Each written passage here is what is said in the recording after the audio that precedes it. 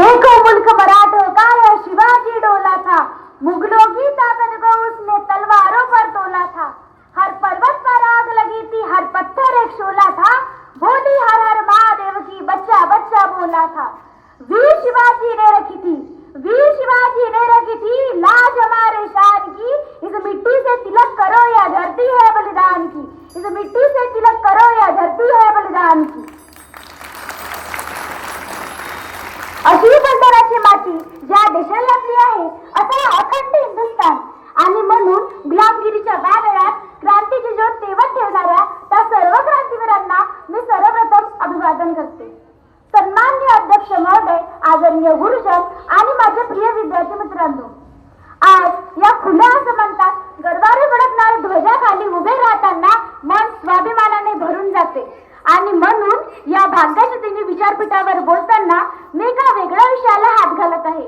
तो विषय म्हणजे माणूस, माणुसकी, माणूसपण।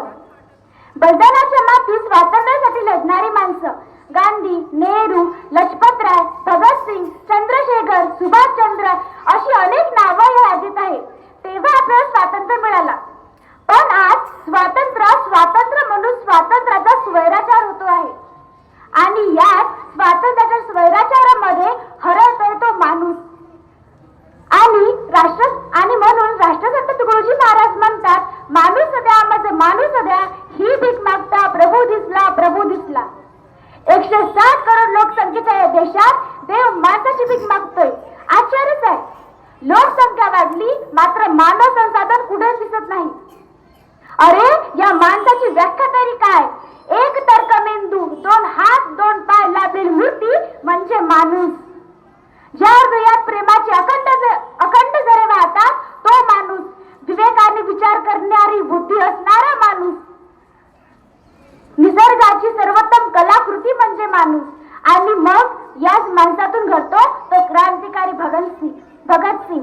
म्हणतात ना, तुमच्या आमच्या जगण्यात काहीच किंमत नाही, देशासाठी जगणं म्हणजे गंमत नाही, देशासाठी जगणं म्हणजे गंमत नाही। अशी माणसं निर्माण व्हायला लागतात, संस्कार आणि देशाविषयी असीम भक्ती।